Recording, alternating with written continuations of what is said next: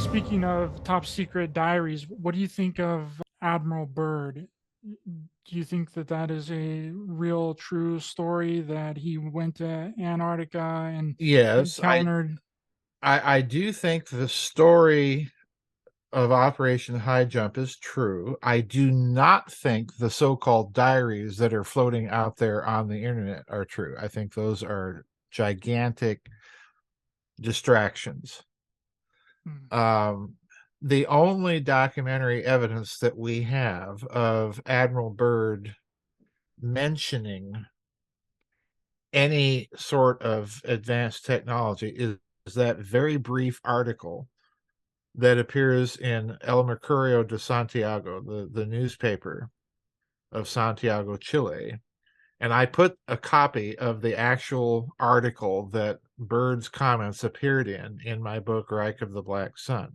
That's the comments where he made that someday we'll have to Defend defend. ourselves Yeah. against and here are his words, against enemy fighters that can fly from pole to pole Mhm. with tremendous speed. He does not say extraterrestrial, he does not say alien, he says enemy. And in the context of the Cold War and World War II just ending, what does that mean? Well, we don't know. Then Admiral Byrd, and this is very important for people to understand. There's something very fishy about Admiral Byrd, but folks, please throw out all of that nonsense out there about Mm. secret Nazi UFO research bases in Antarctica. This is a bunch of claptrap. Yep. After Byrd gets back to the United States, he appears on a kind of a Sunday morning Meet the Press show, the old Longines watch show. And you can go on YouTube and find this interview with Admiral Byrd.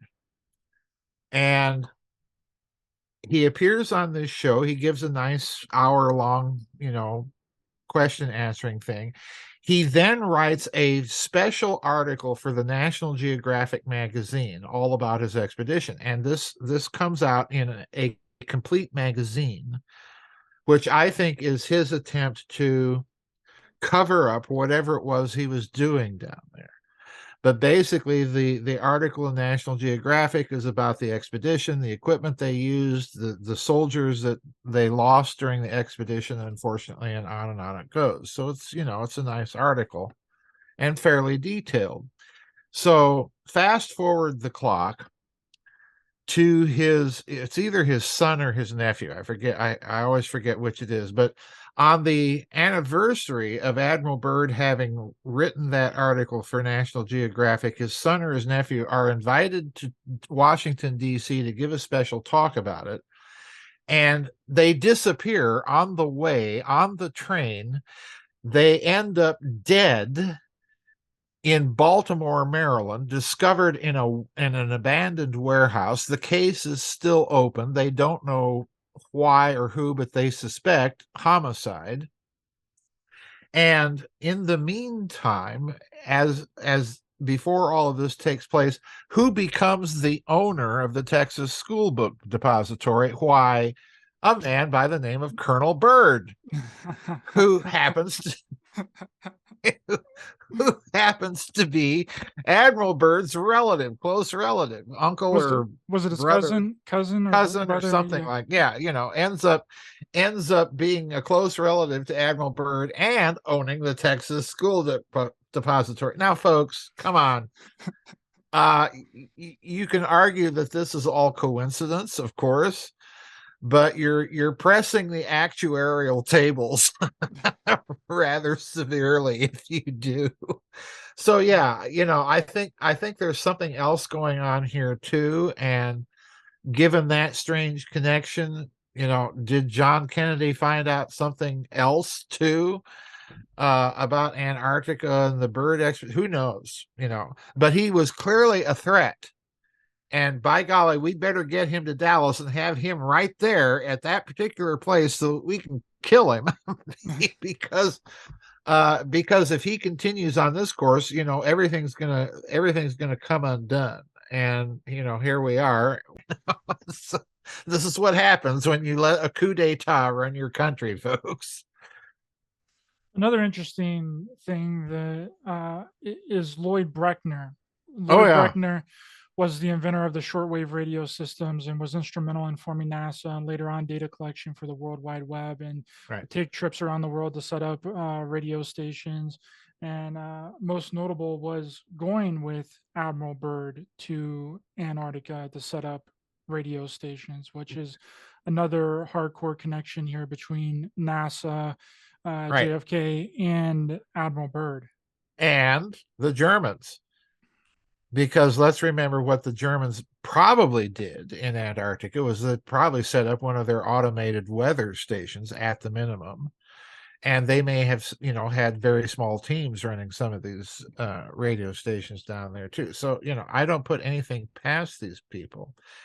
There's another thing that most people forget that may have played some role in Kennedy's demise, and that is that during the late 1950s, just as NASA is being set up by Eisenhower and then morphs into the space agency, most people forget that during the late 50s, very early 60s, NASA conducted or sponsored a top secret optical telescopic study of the surface of the moon. In other words, they were using telescopes to take photographs and all sorts of stuff of the moon. And as far as I know, no one has ever pried that study out of the archives of the federal government. I rather strongly suspect that Eisenhower and Kennedy were also able to access at least some of what those photographic studies may have turned up. And if that's the case, it puts a new spin on Kennedy's offer to share what they knew and go to the moon with the Soviets. Once you make that offer to Nikita Khrushchev, you're going to be sharing any study like that you have. Here's a few tidbits of what we photographed. What did you guys photograph? That sort of thing. So that's another avenue that people have forgotten about that I think needs to be looked into, at least with Eisenhower and Kennedy. Yeah, it may be possible that JFK, instead of making a push to reveal the technology internally, because he kind of saw what happened to his friend Forrestal, he decided Right. to do it out in the open, but Right. covertly out in the open by saying we're going to the moon in May of 1961, announcing it before the special joint session of Congress Right. that the aim should be to get man in to the moon before the decade's end. And again, if you remember at Rice Stadium in September of '62. And it's really shaping up like this was the plan to try and force their hand to reveal the tech, right? Because he knew we had it, and that was possibly the only way that we could actually get to the moon. Standard rocketry would be very difficult, right? And no rocket had ever went outside of low Earth orbit because I personally believe that it can't. Right, not a single one of NASA's test flights, Mercury, Gemini, and 61, 62, 63, ever went outside of low Earth orbit, right? And they weren't even NASA test flights then; they were Air Force test flights. And so the amount of gas, right, that it would take to get to the moon in a standard rocket would be astronomical, right? This is why I believe Werner von Braun stated it would take a rocket the size of the Empire State Building to get to the moon, because the rocket would have to be that big in order to store all the gas to make it. Well, it depends. It depends on the amount of load that you want to get there. If you're looking at a crew of 6 to 10, a rocket the size of and carrying a bunch of stuff with you, yeah, a rocket the size of the Empire State Building would do it. I'm not. I'll be honest with you. I'm just not in the crowd that believes that these things are not possible with rockets. What I am in the crowd is the inability of chemical rockets to go out and mine asteroids or to sustain a a minimal human permanent presence on another celestial body like the moon or like Mars, not to mention the engineering difficulty of constructing viable shelters for a human presence, particularly on a body like the moon. But I'm not in the Apollo hoaxer category. What I've always insisted upon, however, is that there are features of the Apollo mission that are weird, not the least of which is having a Nazi in charge of it. Not the least of which is supposedly landing on the moon on the 25th anniversary of the assassination attempt on Adolf Hitler in 1944.